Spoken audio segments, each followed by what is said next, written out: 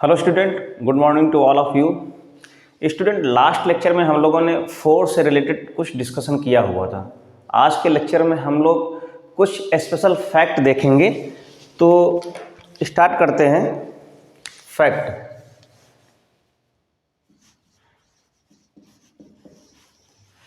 एक फैक्ट ये है कि हम लोगों ने न्यूक्लियर फोर्स,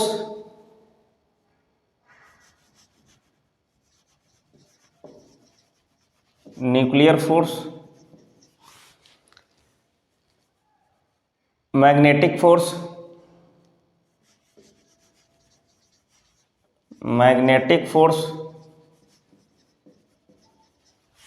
ग्रेविटेशनल फोर्स,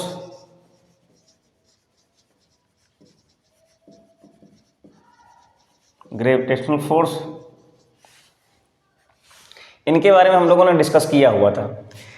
अब यहाँ पे ये न्यूक्लियर फोर्स टू टाइप का होता है, एक तो स्ट्रांग होता है और एक वीक होता है। ये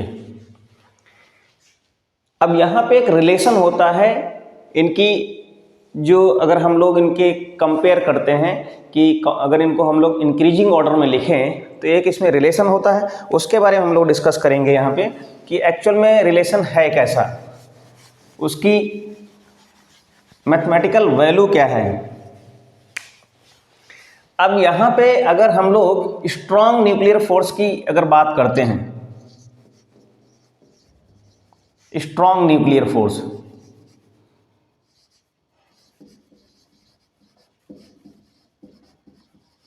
जो स्ट्रॉन्ग न्यूक्लियर फोर्स होता है वो क्या होता है, ग्रेटर देन होता है।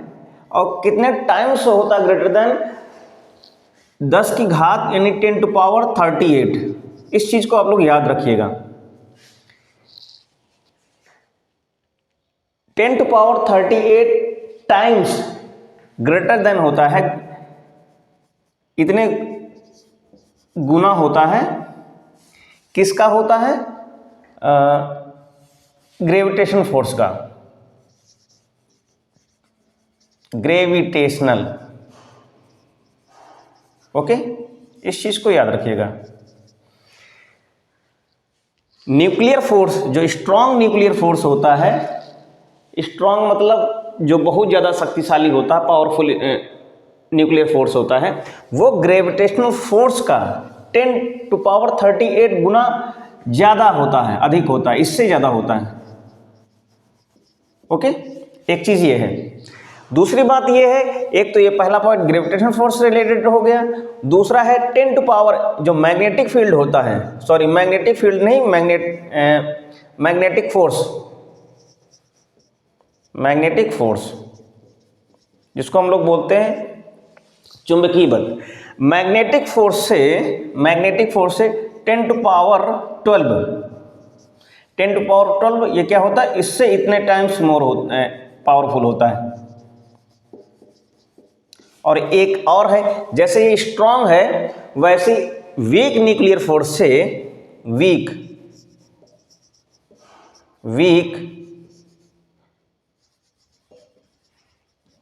न्यूक्लियर फोर्स से,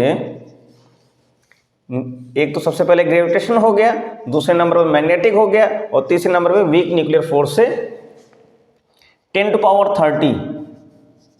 13 गुना ज्यादा होता है। नंबर एक, पहला पॉइंट क्या है, जो स्ट्रॉन्ग न्यूक्लियर फोर्स होगा ग्रेविटेशनल फोर्स से, गुरुत्वाकर्षण बल से 10 टू पावर 38 टाइम्स ज़्यादा होगा, और इतने गुना ज़्यादा होगा। मैग्नेटिक फोर्स से 10 टू पावर 12 गुना ज़्यादा होगा, और वीक न्यूक्लियर फोर्स से 10 टू पावर 13 गुना ज़्यादा होगा। ओके, एक और यहाँ पे चीज़ है, जो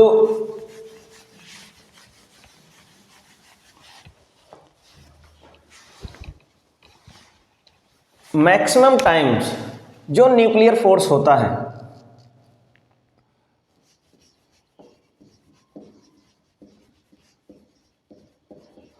ये जो न्यूक्लियर फोर्स होता है, इसका जो नेचर होता है, इसका नेचर कैसा होता है? अट्रैक्टिव होता है मैक्सिमम टाइम्स।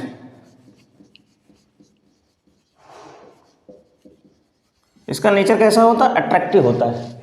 लेकिन एक केस ऐसा है जब इसका नेचर रिपल्सिव हो जाएगा, दैट मीन्स इसका मीन्स क्या है? आकर्षित, यानी कि आकर्षण वाला नेचर होता है, आकर्षण बल वाला नेचर होता है।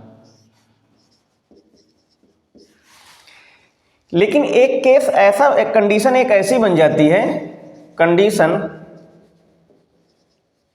जब इसका नेचर रिपल्सिव हो जाता है, इसका जो नेचर होगा क्या हो जाएगा? रिपल्सिव हो जाएगा। दैट मीन्स क्या है? प्रतिकर्षण बल लगने लगेगा।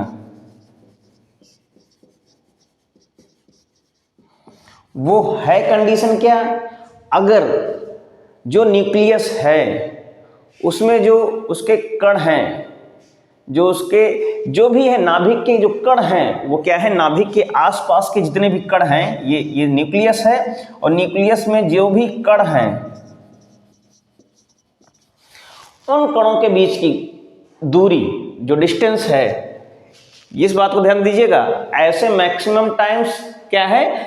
अट्रैक्टिव नेचर होता है। जो भी नाभिकीय बल है, न्यूक्लियर फोर्स है, उसका जो नेचर है वो क्या है? आकर्षण वाला है, अट्रैक्टिव फोर्स है। लेकिन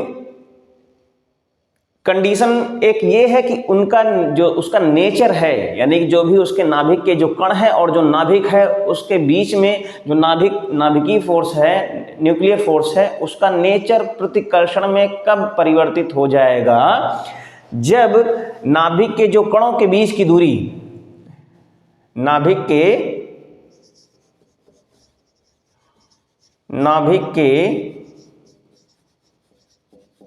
कणों के बीच की दूरी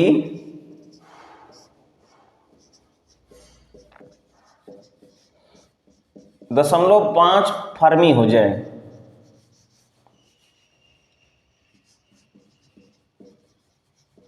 ओके, जब नाभिक के कणों के बीच की दूरी 0.5 फर्मी हो जाएगी, 0.5 फर्मी, फर्मी क्या है? एक डिस्टेंस का,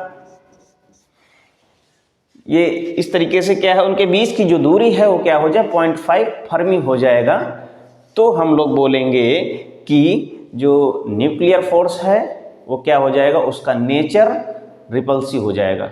ओके, तो इन्हीं मेन फैक्ट के बारे में हम लोगों ने डिस्कस किया। नेक्स्ट लेक्चर में हम लोग और बात करेंगे, जो भी इंपॉर्टेंट फैक्ट होंगे। मिलते हैं नेक्स्ट लेक्चर में, तब तक के लिए थैंक यू, टेक केयर।